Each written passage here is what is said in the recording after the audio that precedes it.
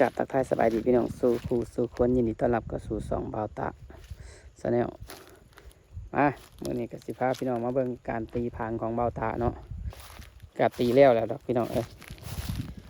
ตีแล้วเรียบร้อยแล้วเมื่อวานนี่ตอนตีบ่ได้ทายตีก็ตีตอนแรงๆเมื่อวานบ้านหลังนี่หัน12 เมตรคูณ15 เมตรเฉพาะตัวบ้านเฮ้ยบ่แม่น7 คูณ 11เฉพาะตัวบ้านเสาระยะ3 เมตร 50 3 เมตร 50 7ไปพุ่นคูณ11 11 เมตร 50ความลึกแหล่บัดที่นี้มารวมลงรถอีก4 เมตรจากตัวนี้มาหาลงรถเสาลงรถเป็น4 เมตรรวมแล้วก็7 4เป็น11คูณ11 เมตร 50ทั้งหมดบ้านตัวนี้เนาะเนื้อที่ใส่ซอยในตัวบ้านก็อยู่ที่7 คูณ 11 เมตร 50รวมลงรถกะ11 เมตรคูณ11 เมตร 50แล้วก็เจ้าของบ้านเพิ่นยังบ่พอสิต่อครัวข้างหลังอีก3 เมตรแล้วก็ต่อห้องน้ำอีกบ้านหลังนี้ก็อลังการพี่น้องนี่แหละบ่าวตะสิขึ้นบ้านหลังแรกอยู่ทางฝั่งลาวบ้านเกิดเจ้าของสิมาสร้างบ้านอยู่บ้านเกิดเจ้าของแล้วบ้านนี้แต่บ้านหลังนี้เป็นบ้านของลูกค้าเพิ่นอยากได้ทรงโมเดิร์นแต่หลังคาทรงตัว L แล้วก็มีอีกสเต็ปเฉพาะตัวบ้านเป็นทรงตัว L สิมาลดสเต็ปอยู่ลงรถบ้านหลังนี้ส่วนราคากะยังบ่ทันได้คุยเพราะว่าเป็นบ้านน้องสาวนะถ้าเว้าสูงหลายกะมันจังไดล่ะพี่น้องกันเนาะมันยากเว้าหลายกะต่างเฮ็ดให้พี่ให้น้องแน่กันเว้าถูกหลายกะเจ้าของกะบ่ได้หยังสิพามาเบิ่งเสาเด้อบัดนี้เด้อส่วนคุมกับบ่ทันได้ขุดมื้อนี้เป็นมื้อวันศีลแน่ขุดบ่ได้พี่น้องวันพระ8 ค่ำขุดหลุมบ่ได้ขุดดินบ่ได้ทางบ้านเบาตาบ้านเมียเบาตาสิพามาเบิ่งเสาเนาะเสาทางฝั่งลาวนี่เขานิยมเป็นเสาแบบสำเร็จจังซี่เด้พี่น้องเด้อเสาสำเร็จจังซี่เจาะหูค้านไว้เป็นเสาสำเร็จเสาอยู่นี่มีทั้งหมด15 ต้นตั้งเป็นเสาตัวนี้เสาปูนนี่16แล้วก็เป็นเสาไม้โซ่4 ต้นบ้านหลังนี้เพิ่นมักแบบโซ่เสาไม้นำกึ่งไม้กึ่งปูนพี่น้องแต่ว่าโครงหลังคาบ่าวตะแนะนำให้เป็นโครงเหล็กหมดเลยบ้านหลังนี้เพราะว่ามันสิง่ายต่อการสร้างนะพี่น้องนะมันแบบรวดเร็วถ้าเฮ็ดไม้นี่เดี๋ยวเฮาก็ได้เอาไซส์ไม้อีกตัดไม้ต่อไม้บ่าวตะเลยแนะนำเลยว่าให้เฮ็ดเป็นโครงเหล็กมันจังสิเร็วกว่าแล้วก็ใส่ระยะสร้างกับบ่ดนถ้าเงินเฮาเพียงพอนี่บ่าวตะให้เวลาได้เลยว่าประมาณเต็มที่6 เดือนบ่าวตะให้บ้านหลังนี่เต็มที่6 เดือน6 เดือนนี่คือบ่าวตะเฮ็ดเองเด้เฮ็ดผู้เดียว2ผัวเมียบ่ได้จ้างลูกน้องเลยถ้ามองใดมันยากแน่ก็พอได้จ้างอยู่มองใดเจ้าของเฮ็ดบ่ได้นักหนาไปก็จ้างอยู่มองสูงมองหยังเมียขึ้นนำบ่ได้ก็อาจจะได้จ้างลูกน้องคือจังโครงหลังคาเนาะแต่งานก่อสร้างบ่ได้จ้างเพราะว่าให้เมียผสมปูนบ่าวตะก็สิจัดการในการก่อสร้างคนเดียวในช่วงตีน้ำก็สิให้เมียและซอยตีน้ำเพราะว่าเพิ่นก็เคยเฮ็ดอยู่เคยผ่านมาอยู่ในงานก่อสร้างเนาะและการตอนตั้งเสานี่ก็สิได้จ้างว่านคนในหมู่บ้านมายกเสาซอยเด้วันที่ขึ้นอยู่ในวันที่1 เดือน 1พี่น้องวันที่ 1 เดือน 1คือว่าบ้านหลังนี้ขึ้นต้อนรับปีใหม่เลยพี่น้องต้อนรับปีใหม่เลยส่งท้ายปีเก่าต้อนรับปีใหม่เลยวันที่1 เดือน 1กงกับขึ้น13 ค่ำเดือน2ลาววันที่1 เดือน 1ขึ้น13 ค่ำเดือน2ลาวเป็นมือดีของเพิ่นนะเพิ่นไปหามือหาเลิกมาเรียบร้อยละที่แรกว่าสิขึ้นเดือน2ขึ้นมา3 ค่ำแหละบัดที่นี้มันตรงกับวันยังบ่เขาหูจักน้ำเจ้าของเพิ่นไปหามือหาเว้นไว้แต่ว่าส่วนหลุมนี่บ่าวตะก็สิขุดไว้แล้วก็เทลีนเทก้นหลุมไว้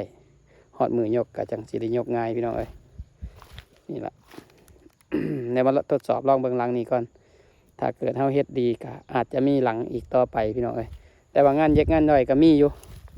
ตอนนี้ก็มีอยู่มีมาเรื่อยๆอยู่แต่ว่าก็จังว่าเลยเนาะเดือนนี้คนบ่ค่อยเฮ็ดเฮือนคนบ่ค่อยสร้างเดือนนี้พื้นหมดเดือนนี้ไปต่อปีใหม่พี่น้องปีใหม่นี่เป็นเดือน2ลาวนี่เป็นเดือนคู่ ถ้าเดือนคูนี่เขาสิหามือขี้สร้างเฮือนกะดองก็คือกันงานบุญยังก็คือกันหลายๆอย่างก็คือกันจะเอาเดือนคูกับมือขี้ให้มันสมบูรณ์กันเนาะบรรยากาศทางฝั่งลาวกะจังสี่เลยพี่น้องเย็นตอนนี้อากาศยังเย็นยังหนาวอยู่พี่น้องเลยอาบน้ำนี่ก็ข้างสั่นงอกๆเลยพี่น้องธรรมศาสตร์อยู่ที่เซ่พี่น้องเลยนี่บ้านแคมเซ่ส่วนหินนี่ก็หินทางฝั่งลาวนี่เขาจะมีหินอย่างสี่ได้พี่น้องเด้อเป็นหินอันนี้เขาเอิ่นว่าหินยังหินทรายหินแม่น้ำโขงพี่น้องที่เป็นยังสี่หน้าตาเป็นยังสี่มันโบแมนหินภูเขาที่เขาตรงบดโบแมนเด้อพี่น้องเด้ออันนี้หินขึ้นมาจากใต้น้ำเด้อนี่เด้อเป็นหินทรายมาจากใต้น้ำแม่น้ำโขงนี่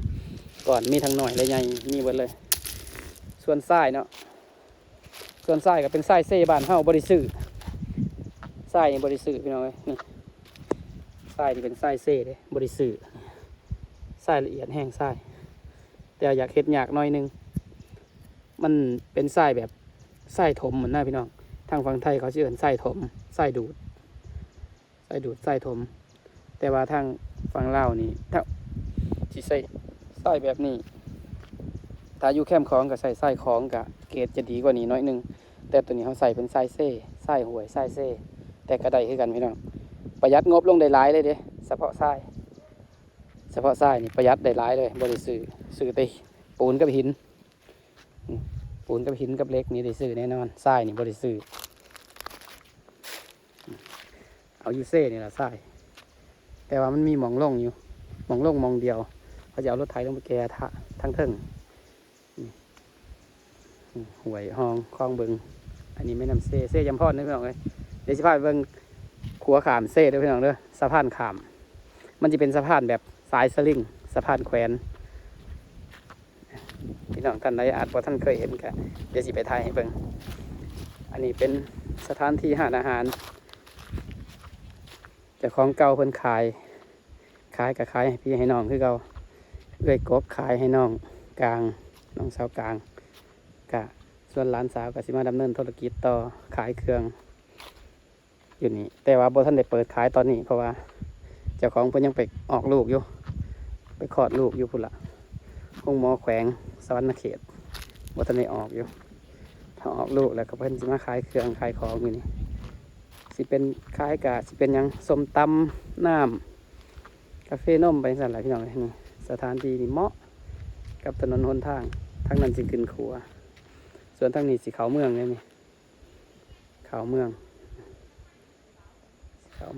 ไปสิพาไปเบิ่งขัวแขวนพี่น้องเลย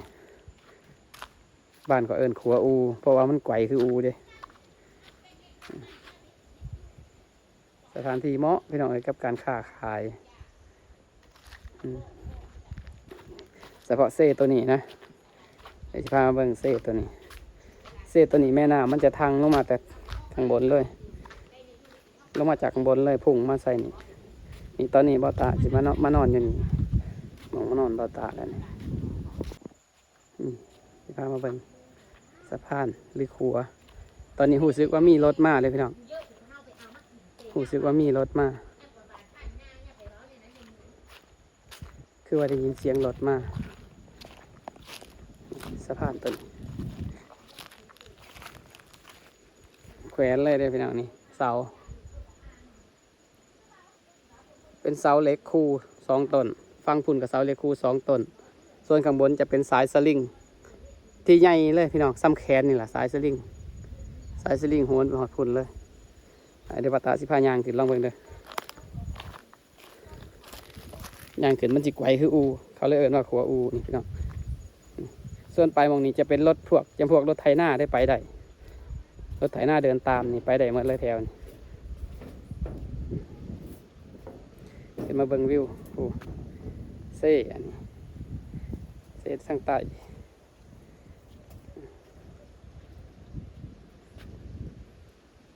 ขึ้นเซ่ขึ้นทางเหนือบ่าวตาจะนอนอยู่นี่พอดีกลางคืนนี่เสียงรถดังปังนอนนี่รับลมดีขนาดพี่น้องธรรมชาติดีสู้ว่านอนก็รับดี มันเย็นดีหมองนี่ส่วนข้างล่างนี่เขาเอาขาแซ่น้ำไว้เอาปลาเนาะทั้งบ้านข่อยเอิ้นขาทั้งบ้านอื่นข่อยก็บ่ฮู้คือกันหัวตัวนี้มันก็แน่นหนาเลยพี่น้องมันบ่ได้แกว่งได้ไกวเลยแน่นตึงๆเลยย่างกับปกติช่วงที่รถขึ้นมามันจะเสียงดังหน่อยๆหนึงกับพื้นเนาะ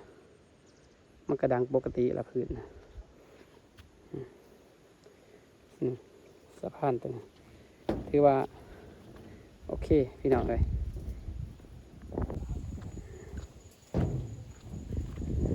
เสา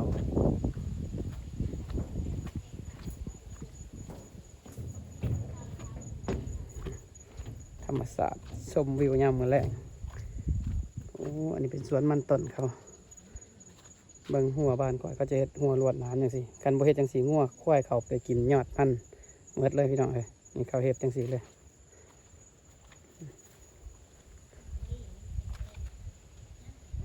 นี่เงินนอนบ่ตาเป็นไดพี่น้องมาทานบ่ บ้านใหม่อย่างดีพี่น้องเอ้ยนี่นอนจังซี่สงบดีคือว่าบ่ตาเป็นคนมักสงบบ่มักความวุ่นวายบ่มักดังอะไรเกินนะคือบ่ตาเป็นคนบ่ได้กินเหล้าบ่สูบยาเนาะกะมักอยู่จังซี่ล่ะอยู่จังซี่สงบดีพี่น้องเอ้ยนี่ธรรมศาสตร์ก็ได้พร้อมเย็นอากาศวิวก็งาม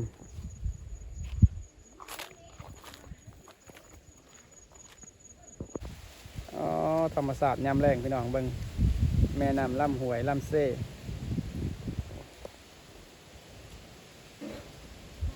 อากาศดีพี่น้องเอ้ยอยู่นี่บ่ตามากแห้งบ่นี่เบิ่งอากาศธรรมศาสตร์